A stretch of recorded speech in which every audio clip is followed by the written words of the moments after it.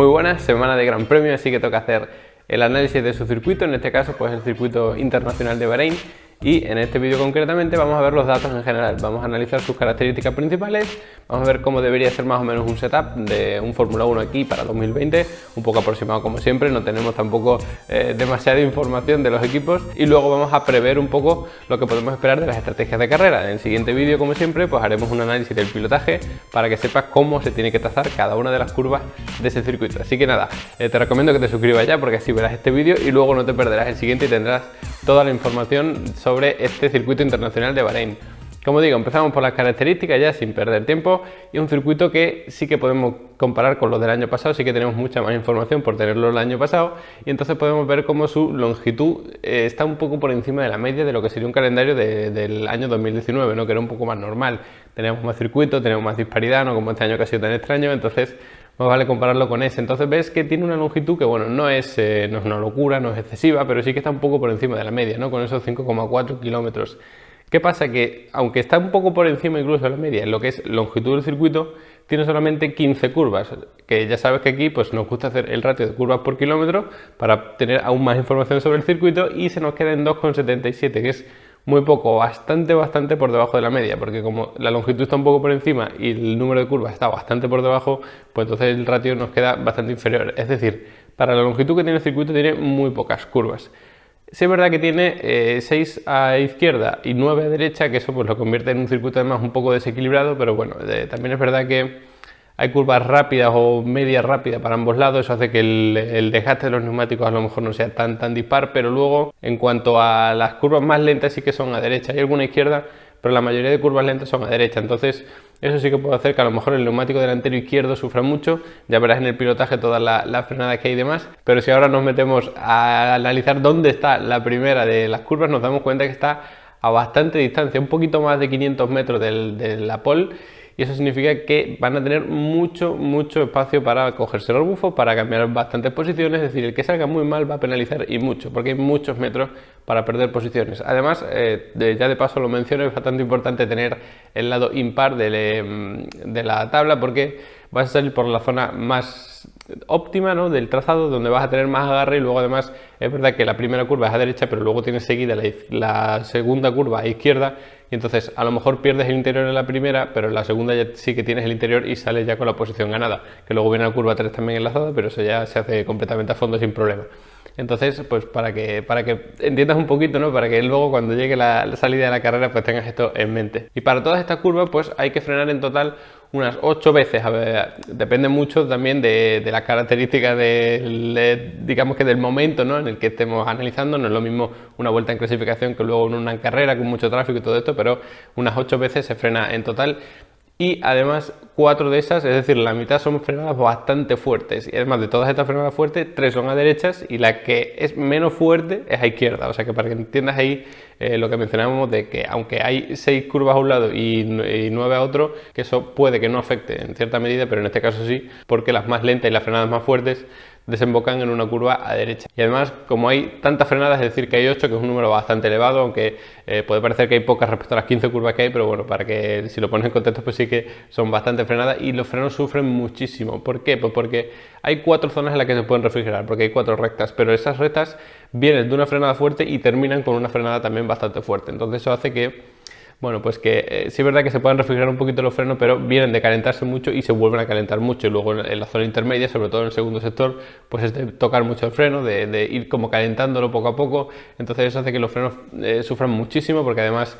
como digo, esas 4 frenadas tan fuertes no es algo habitual en un circuito, y entonces, bueno, pues hace que se resienten. Veremos lo que pasa, porque además con las temperaturas un poquito más altas, ser la carrera de día, puede que sea aún más complicado refrigerar esos frenos y quizá alguien tenga problemas por ahí. Pero curiosamente, aunque sufren tanto los frenos y tanta frenada fuerte y frenadas en general, solo un 16% de la vuelta se va frenando, es decir, se va tocando ese pedal de freno. Es verdad que estos son referencias de años anteriores y este año puede que sea incluso menos. Pero es curioso porque no tenemos zonas a lo mejor de frenar durante mucho tiempo, pero sí que con esas 4 frenadas tan fuertes pues hace que aunque no se vaya frenando mucho, pues sufran mucho los frenos. Y en contrapartida pues tampoco se va excesivo tiempo pisando el pedal del acelerador a fondo, en este caso, que es una medida un poco más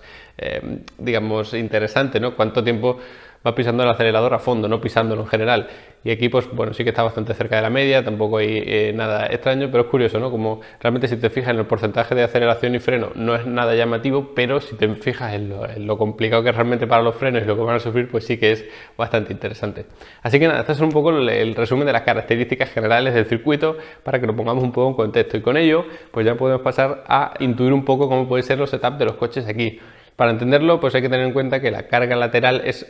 media. Bueno, es verdad que es bastante alta en el segundo sector, pero luego baja en el primero y el tercero, entonces bueno, es una carga lateral media y por eso normalmente se estima o se ha estimado por otros años un downforce medio bajo. ¿Qué pasa? Que yo aquí pues sí que diría que a lo mejor va a ser más bien medio. Es verdad que para el primer y para el tercer sector prefieres un downforce bastante bajo porque son rectas, básicamente, rectas con una frenada. Pero el segundo sector sí que son bastantes curvas enlazadas, bastante ya protagonismo de la aerodinámica, entonces yo creo que va a ser más bien media, porque además la aerodinámica te ayuda a conservar neumáticos en una carrera en la que vamos a tener temperaturas más altas de lo habitual, vamos a tener también una versión bastante interesante. Las temperaturas no solo que vayan a ser más altas, sino que además con el sol aquel del desierto pues se va a calentar más la pista, entonces bueno, por ahí yo creo que va a tener bastante más protagonismo el tema aerodinámico. Tampoco puedes poner un downforce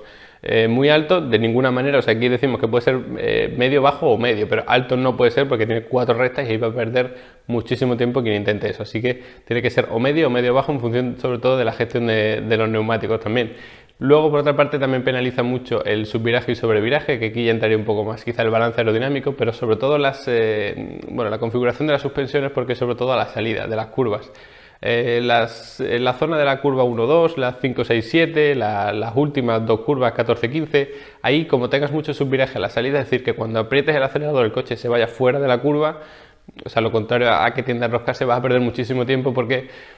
son curvas en las que tienes que salir muy pegado al interior de la curva y si te vas fuera vas a perder muchísimo tiempo, vas a tener que levantar o vas a tener que acelerar tarde, entonces salir de ahí con menos velocidad. Y por último, en cuanto al setup, también es muy importante darle la relevancia que merece la tracción. Es decir, priorizar que se cargue bastante el eje trasero en la salida de las curvas, que no pierda agarre esas ruedas, que tengan mucha presión sobre ella, porque hay muchas zonas que son de tracción. Tanto el inicio de la recta como luego el final, después de la frenada que la sigue, pues es muy importante la tracción. Pero bueno, sobre todo para empezarla porque se empiezan a una velocidad bastante lenta y luego hay que tener mucha tracción para alcanzar la velocidad muy rápido. De hecho, la segunda zona de DRS, por ejemplo, se empieza muy lento, lo verás en el siguiente vídeo del pilotaje. Entonces, si tienes mucha tracción, vas a salir mucho más rápido de esas curvas y es importantísimo, porque como salgas lento, como las ruedas te patinen por,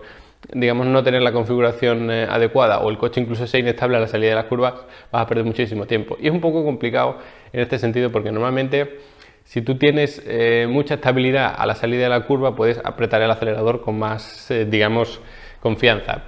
Pero eso normalmente provoca subviraje y entonces eso lo que va a hacer es que te vaya fuera, como ya hemos dicho. Así que bueno, va a ser interesante también no solo cómo consiguen los equipos hacer un setup adecuado para su coche, sino cómo son capaces de adaptar ese setup y ese coche a su propio piloto y a la habilidad que tienen, por supuesto. Y ya por último, habiendo aclarado también lo que es el setup, pues podemos empezar a prever un poco las estrategias de carrera. En cuanto al pit lane, pues bueno, es verdad que se pierde a lo mejor, digamos que es de los que se pierden más bien mucho tiempo, pero tampoco es una locura. Yo creo que debería estar comparada en torno a los 22-23 segundos, tampoco mucho más.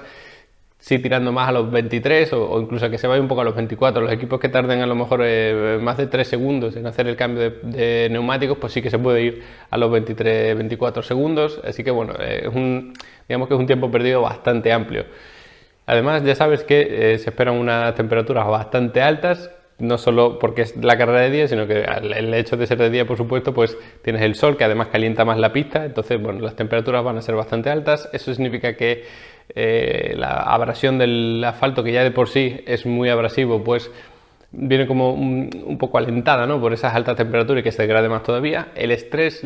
es también medio, porque bueno, es verdad que el estrés lateral, pues podemos decir que es bajo, porque en el segundo sector sí que es bastante alto, pero en el primero y el tercero es nulo prácticamente, porque son todos frenadas, pero eso significa que el estrés longitudinal sí que es bastante importante en el primer y tercer sector. Entonces, como el estrés lateral que viene por las cargas laterales, por las fuerzas laterales,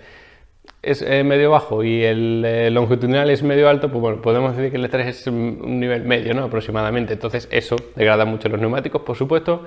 Y entonces, bueno, pues yo esperaría una estrategia a lo mejor de un par de paradas como estrategia óptima, porque además hay que tener en cuenta que aquí Pirelli ofrece una gama de neumáticos un poco más blanda que el año pasado, porque el año pasado teníamos C1 como el más duro, C2, C3 como medio y blando, y este año es un poco más blanda la gama, es decir, el neumático duro de este año es el medio del año pasado, así que habrá que ver qué equipos deciden utilizar este año sí el neumático duro, porque el año pasado no lo utilizó nadie. Sí es verdad que hubo algunos pilotos con más de una parada, pero al final no se utilizó el neumático duro y Pirelli quería evitar esto, así que ha ofrecido una gama un poquito más blanda. Ojo, porque el año pasado las temperaturas eran más bajas, este año no solo tenemos los neumáticos más blandos, sino que además las temperaturas son más altas, así que yo espero que hay un poquito de tensión ahí en las estrategias de carrera, utilizando el neumático duro, tanto, bueno, y el medio y el blando también, por supuesto, pero que haya también varias paradas, ¿no? Que haya un poco de juego, que incluso los Mercedes a lo mejor pues vean un poco amenazada su posición de tan cómoda que tienen en las últimas carreras por una alta degradación, que veremos si al final es así o si deciden apostar por una conservación absoluta de neumáticos, que bueno, pues sería de esperar, ¿no? Porque tampoco tienen mucho que ganar arriesgando. Así que bueno, también cabe la posibilidad, por supuesto, de que los Mercedes a lo mejor Verstappen o algún otro valiente pues decidan salir con el neumático medio, que para eso ya sabes que tienes que clasificar en Q2 con el neumático medio. También los que salgan entre la posición 11 y la 20, pues que a lo mejor salgan con el neumático medio o con el duro para hacer un primer stint más largo y luego ver qué pasa, si pueden poner un blando, un medio o un duro si han salido con el medio. Así que bueno, yo creo que va a estar interesante las estrategias, como digo, sobre todo por ese cambio, ¿no? Así que nada, con esto terminamos el primer análisis del circuito internacional de Bahrein. En el próximo vídeo, como ya sabes, pues analizaremos el pilotaje en cada una de las curvas para que disfrutes viendo allí a los coches simplemente rodar. Y nada, nos vemos en la próxima.